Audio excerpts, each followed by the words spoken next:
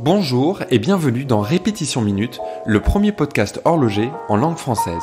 Je suis Marc Montagne, passionné d'horlogerie et également fondateur de Toolwatch, l'application qui permet de mesurer la précision de ses montres. Dans ce podcast, je partage mon expérience de l'horlogerie et vais à la rencontre des collectionneurs et personnes qui font cette industrie.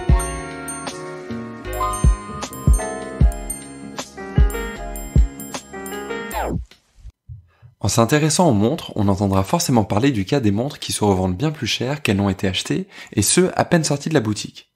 Cela peut paraître contre-intuitif, mais il s'agit simplement d'un rapport entre l'offre et la demande. Certains modèles sont tellement demandés qu'il y a des listes d'attente de 2, 5, voire même 10 ans, et vont donc s'échanger 2 à 3 fois le prix public. Et c'est là que le cercle vertueux ou vicieux va commencer. Pour l'amateur de montres, cela sera d'autant plus compliqué d'obtenir la montre en question, car des revendeurs peu scrupuleux vont tenter de mettre leurs mains sur le modèle convoité, dans l'espoir de faire une rapide plus-value. La montre devient de plus en plus compliquée à obtenir, les listes d'attente s'allongent, et les prix sur le marché secondaire augmentent. Alors comment faire pour réussir à obtenir ces montres très convoitées ? Je vais essayer de vous l'expliquer dans ce nouvel épisode du podcast Répétition Minute.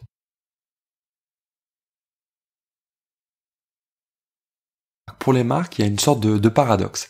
D'un côté, elles vont être ravies d'avoir un modèle iconique, hyper désirable, que tout le monde s'arrache, et de l'autre, elles vont devoir gérer la frustration de leurs clients. Il faut imaginer une boutique qui va recevoir tous les jours des dizaines de clients, des coups de fil, et toujours devoir répondre la même chose. Non, désolé, la montre n'est pas disponible. Non, la montre, faut passer sur une liste, et une liste, il y a 5 ans d'attente, 10 ans d'attente.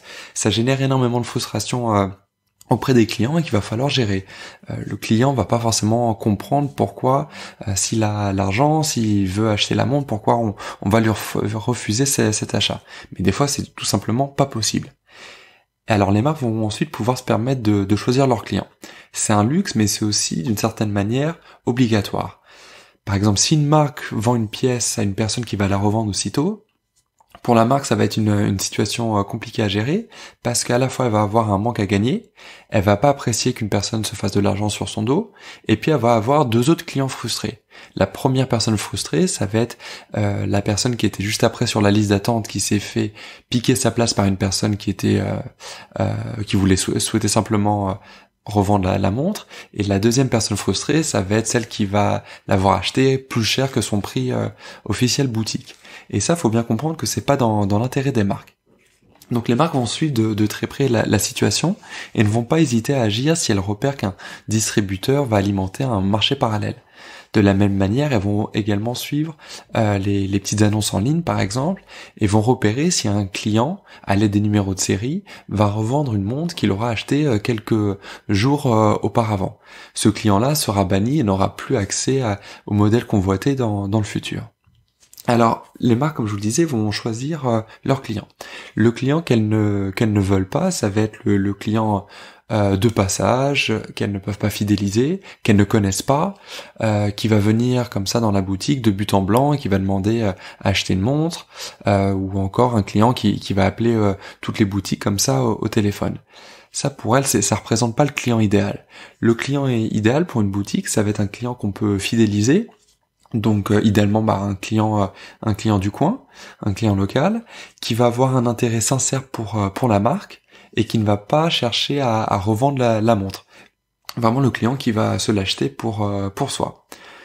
Idéalement, le client aurait un historique d'achat, parce que ça va permettre de cocher toutes les cases.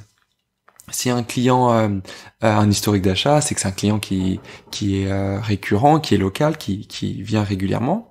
C'est quelqu'un qui a un intérêt sincère pour la marque, sinon il reviendrait pas acheter une nouvelle montre, et puis qui ne les revend pas puisque il est en train de les porter précisément.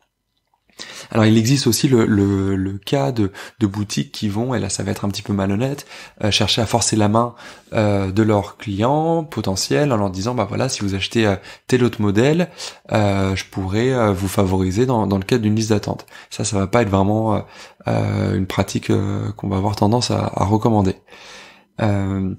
Mais voilà, donc il existe donc des clients idéaux. Et j'ai l'exemple d'un ami ici à Genève qui travaille dans la finance, qui est jeune et qui a quelque temps a essayé d'obtenir une montre qui est un petit peu convoitée. Il a réussi à l'avoir, et puis il continue à avoir cette relation-là avec son revendeur. Il va régulièrement voir un petit peu les montres, essayer les nouveautés, et le revendeur va de lui-même lui proposer des modèles très demandés. Et alors, ce qui me faisait rire, c'était que cet ami me racontait que il a refusé il y a quelques mois de ça la nouvelle GMT de Rolex. Alors c'est une montre qui se revend beaucoup plus cher que son prix d'achat, qui est très demandée. Mais tout simplement lui, comme c'était pas une montre qui l'intéressait, il avait aucune raison de l'acheter, et voilà, lui il ne cherche pas à revendre des montres, il cherche tout simplement à vivre sa passion, et ça illustre bien à quel point un client comme ça, pour un revendeur, c'est le client idéal. Alors voilà, ce qu'il faut faire finalement, si on cherche à avoir une montre, ça va être d'aller dans la boutique la plus proche de son domicile, d'expliquer un petit peu son projet d'achat. Par exemple, voilà, j'ai repéré telle montre parce qu'elle me plaisait, ça va être mon anniversaire dans quelques temps, je souhaiterais l'acheter à cette occasion. Ça va avoir tendance d'une certaine manière à rassurer un petit peu le vendeur. Si effectivement c'est une montre que vous souhaitez pour votre anniversaire, pour un mariage, quelque chose comme ça, a priori, si vous êtes sincère, ce n'est pas une montre que vous allez chercher à revendre juste après. Alors souvent, il peut arriver que la montre soit, les délais d'attente annoncés soient désespérants, et voire même que le vendeur refuse de vous prendre sur liste. Et dans ce cas-là, il faut insister un petit peu, montrer sa motivation, peut-être laisser sa carte de visite ou repasser une autre fois. Et finalement, ça va être ça qui va être très important, ça va être de revenir régulièrement auprès de la boutique pour renouveler son intérêt, montrer qu'on est sincèrement intéressé, et voilà, qu'on va chercher à voir un petit peu où on se trouve dans la liste d'attente. Et voilà, on n'est pas à l'abri après d'une bonne surprise après quelques mois. Faut pas non plus espérer des miracles. C'est pas juste en venant dans une boutique qu'on va passer tout d'un coup tout en haut de la liste. Mais voilà, les vendeurs, leur rôle, ça va être aussi de voir quels clients elles vont devoir privilégier.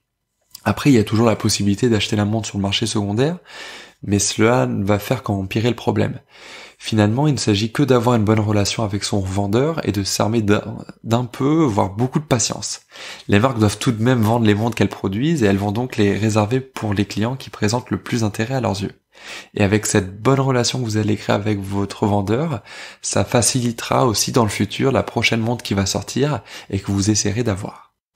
Merci d'avoir suivi ce podcast. Vous pourrez retrouver les notes de cet épisode sur répétitionminute.com. Vous pouvez également vous abonner au podcast Répétition Minute sur Apple Podcast, Spotify ou autre plateforme, et laisser un avis sur iTunes si le podcast vous a plu. N'hésitez pas à partager ce podcast avec vos amis. C'est un joli cadeau et ça coûte moins cher qu'offrir une montre. Merci et à bientôt.